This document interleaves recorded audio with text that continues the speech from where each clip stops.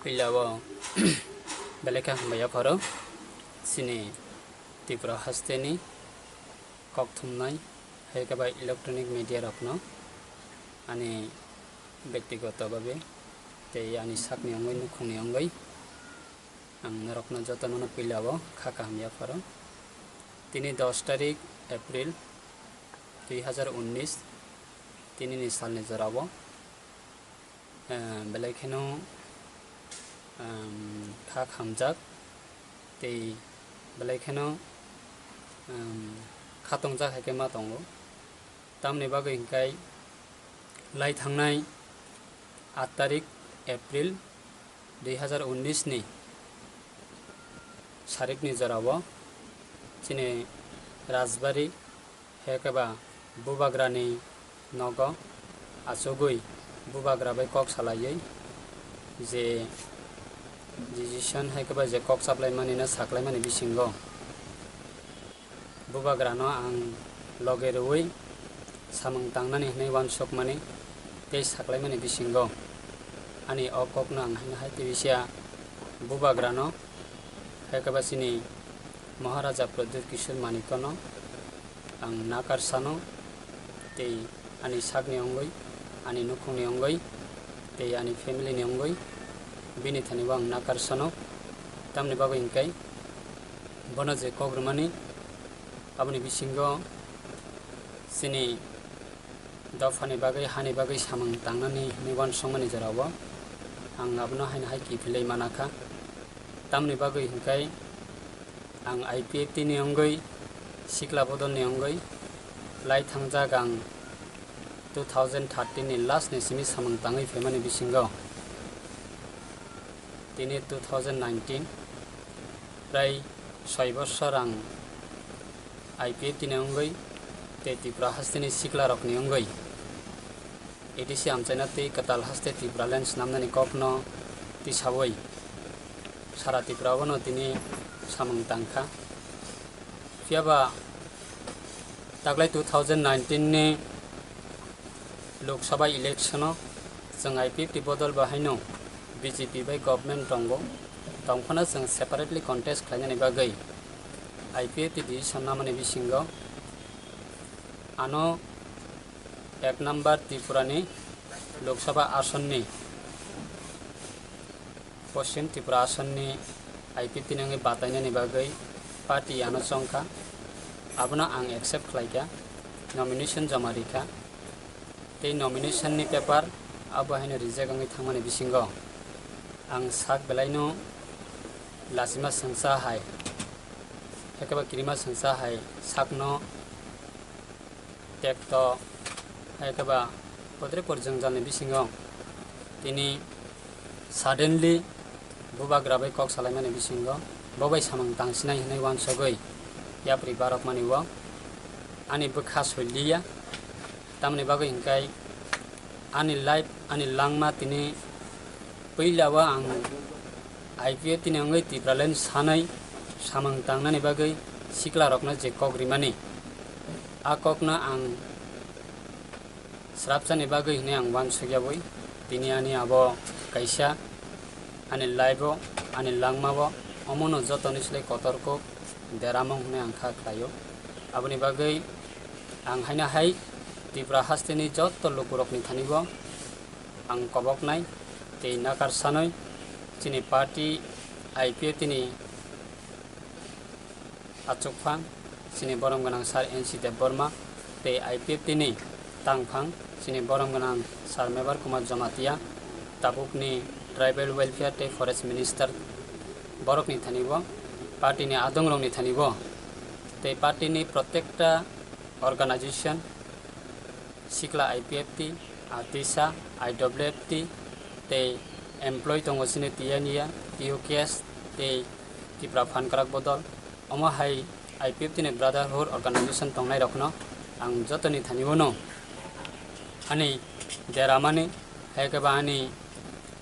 decision na thanibo koromani bo ang haina hai nakar sana party ni thanibo abo simiya Tripura hasteni jotto lokurokni thanibo ang abono nakar sano tamni bagin kai ang Tripura Land ni bagai chaba khlai tomani jarabo तिब्रालेना याकारै थांमाया तिब्रालेना पगै थांमाया जे कक कसारखा जे कक रिखा तिब्रा हास्तिनि 12.5 लक्ष दफानो abono smai tangai basamaniwo ang tini hainahai party IPF tini ongoino ang boskango bo haino tibraleni chobabo hainahai samang tangnai tibraleni chobabo tibrasa 12.5 लक्ष दफानि लाइबुमा abo kathang tonani bagai ekeba tibralena jekunu krome edisi amchaina katal haste snamnani bagai ang hainahai IPF tini ongoino samang tangnani hnai ang tini jotoni thanibo tei electronic media rokni thanibo ang hainahai kok kasarmong omon abo sanani thang tanibo ang belaikano buino ang hamyahni saglak ani sagnona ang hamyahni wansogo tamni bagai hingkai tibralen snamya sak jaraba tibralen ni bagai samang tangnai hnai samai tangmanibo ani srapcha jaraba lasi kirini bisingo srapchani bisingo kaisa decision na thanibo ani obo jotoni se laibumawa amani mistake nang wansogo aboni bagai je decision na thanibo kabangma jengjal tongai mano kabangma jengjal bo ongkhana angkha klayo hekaba ani sakabo ani nukhungo ani family bo hekaba ani organization ni sakabo kabangma tibra hastebo jota political party tonai rok borok onek kisu kok silchakha onek kisu kok saka onek kisu hamyabo hinka haipono ang abono bebaknono nakar sanai borokni thanibo bo haino nakar sanai जों बसकांगो सिनि दफानि बागै हानि बागै जों सामं तांनानि बागै कायसा नखं खानानि थांका हंकाय बा कायसा नखंगो बुफा बसा जराबो कक बांलायो जराबो सामं तांमानि फेललायो हायपनो तिनि अबनो जों जायानो जाया हनै नाकार सानो ते देरामानो देराबो हनै जों नाकार सानो आबनि बागै आं खाख्लायो बसकांगो सिनि जे बुफा बसा नखं खातानिबो जाया तंलायमानि न जों जतना हायनाहाय तेबिसा आं साबो बोसाङै बुफानि थानिबो अमनो आनि जाया हनै आं सिगार खालायो तामनि बागै हिंकाय दफासि कतर पार्टी कतरिया हासि कतर सिनि नेता कतरिया आबनो आं हायनाहाय वानसगै नियाफ्रो सापुं सारा तिब्राबो सिनि सिक्ला बदल तंनाय र बेबाकनो खावा मुक्ति कलायजा हपुं हरकलगो जतनो खावा मुक्ति कलायजा अबनो आं वानसगै ani dofasi kotor ani hasi kotor ne ang wan sogai haina hai hate dofane bagai haina hai tebisa samang tangkinai sini party IPF tini angai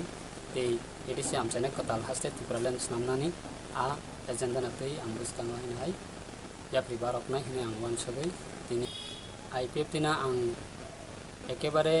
tuibe hor neibo ang wan sogai yakar sogyako officially babe ang ani je sikla bodolne tangphangni je barja tongmani abonobo ang officially babe resignation letter ang suyako ebong organization bo rohiyako te kaisa party ni hoite je ani samung barja tongmani abonobo haina ang resign nayako party bo ang abono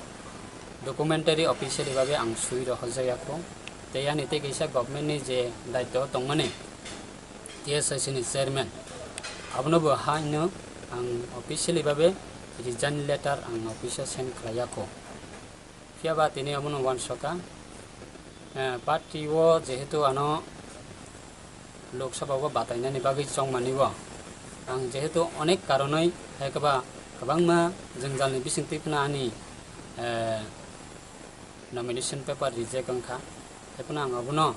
tini sak soimaliya kabangma jengjalni bisingtino tini bubagra bai thangai malainani bagai bai dongkha abono ang pilawo nonrona abono sabo abono ani jotani se lai bumawa kotor deramong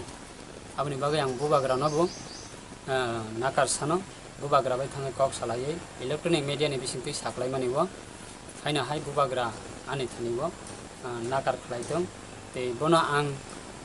political leader ne ang wan sogya ani jibono sini maharaja hekaba sini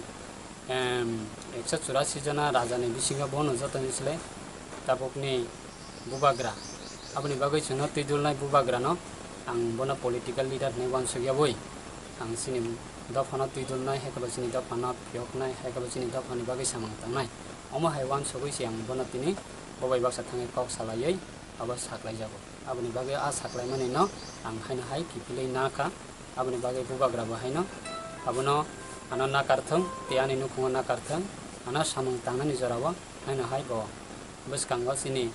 jekunu krome chung tibralen nanani thangtani bo abono bo chungno chubathang tibralen chini dorkar chini political power ya haikaba chini potrebo development ni kokya chini life bumaba chung kathang tanani bagai tibralen nango a tibralen nanani thangtani bo chungno bwskango jora mansak chungno chubathang